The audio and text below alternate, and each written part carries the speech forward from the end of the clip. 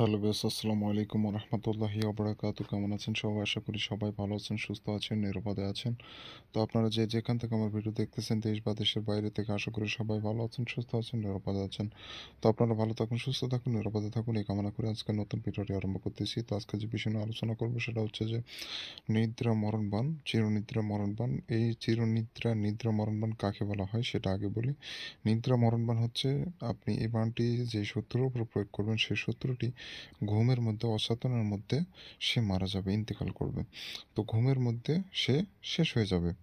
আপনার অনেক বান আছে যেগুলা বান প্রয়োগ করলে ছটফট করতে করতে মারা যায়, এতে করে অনেকে বুঝতে পারে যে বান টোপা মারা হয়েছে।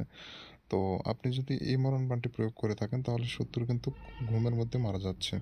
এতে করে কেউ কোনো রকম বুঝতে পারবে না যে তাকে বানটা মারা হয়েছে।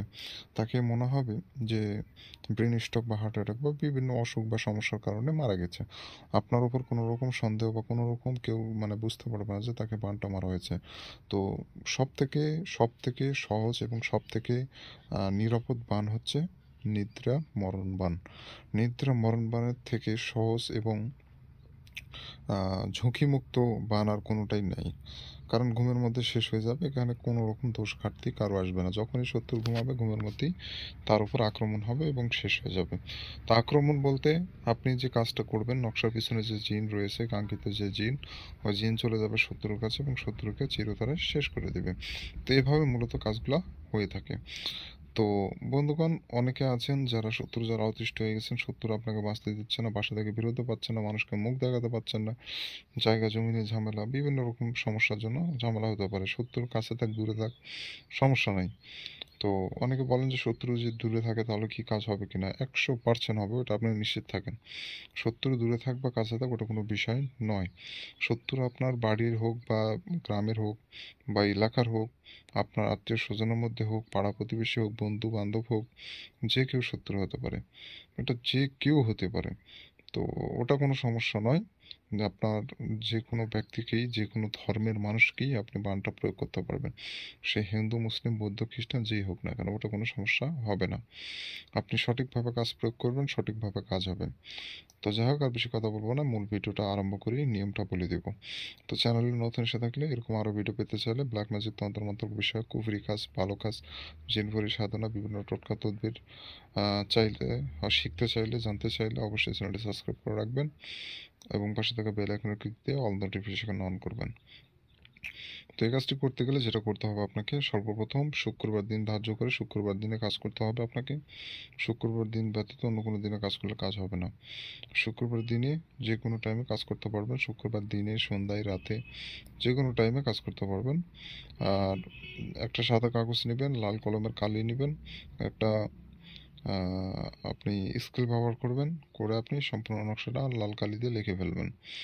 স্কেল দিয়ে দাগ টেনে, কষি টেনে, যেভাবে ঘর দেওয়া আছে ওইভাবে ঘর দিবেন, ঘর সাজায় নেবেন।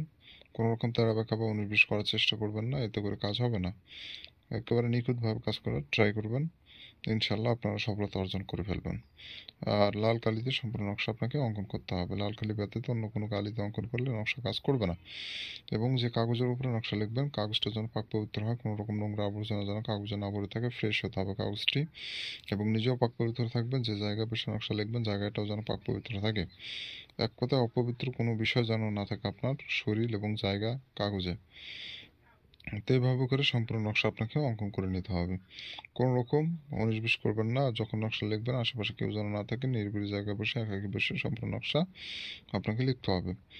কোনো রকম কারোর সাথে কথা বলবেন না নকশা লেখা অবস্থায়। নকশা লেখা অবস্থায় কথা বললে নকশা কাজ করে না, বিষয়টা বুঝতে হবে আগে। আর আপনি ছোটোখাটো নিয়ম অমান্য করলে কিন্তু হবে না। ভিডিওতে যেটা বলবো ওটাই অক্ষরে অক্ষরে আপনাকে পালন করতে হবে এবং কাজ করতে হবে। একটু যদি 19-20 করেন, হিতে বিপরীত হওয়ার সম্ভাবনা রয়ে যায়, কারণ এগুলো কুফরি কাজ। আপনি ভুল করবেন, শত্রুকে মারার জন্য বানের কাজ করতেছেন, উল্টা আপনার উপরও বান প্রয়োগ হয়ে যেতে পারে যদি ভুলভ্রান্তি করেন।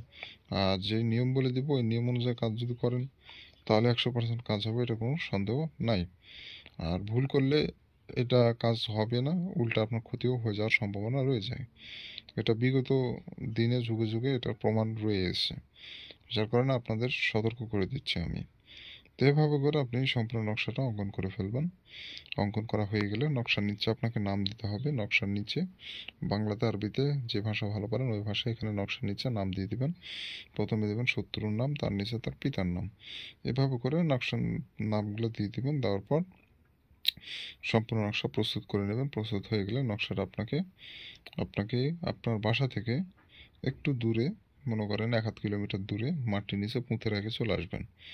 এটা যে কোনো জায়গা হতে পারে, কিন্তু আপনার বাসা থেকে কমপক্ষে 1 কিলোমিটার দূরে পুঁতে রাখবেন। হতে পারে সেটা 2 কিলোমিটার বা 5 কিলোমিটার দূরে, সমস্যা নাই। তবে বাসা থেকে সর্বনিম্ন 1 কিলোমিটার দূরে আপনাকে পুঁতে রাখতে আসতে হবে। মাটির নিচে গর্ত করে পুঁতে রেখে চলে আসবেন। এটুকুই মূলত আপনার কাজ। আপনাকে আর কিছু করতে হবে না। আপনি অল্প সময়ের মধ্যে আপনি কাঙ্ক্ষিত রেজাল্ট পাবেন। 24 ঘন্টার মধ্যেই কাঙ্ক্ষিত রেজাল্ট চলে আসে। অনেক সময় একটু সময় বেশিও লাগতে পারে, কিন্তু খুব একটা বেশি সময় লাগে না।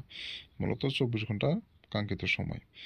তো এই ছিল মূলত বিষয়। সম্পূর্ণ নিয়ম বলে দিলাম, সেই অনুযায়ী কাজ করবেন। যারা অনুমতি নেবেন, অনুমতির জন্য চ্যানেলটা সাবস্ক্রাইব করতে হবে, কমেন্টে নিজের নামটা লিখে দিয়ে যেতে হবে, অনুমতি পেয়ে যাবেন।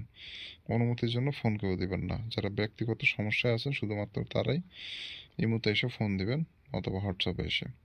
তো ভালো থাকবেন, সুস্থ থাকবেন। দেখা হচ্ছে পরবর্তী কোনো এক নতুন ভিডিওতে।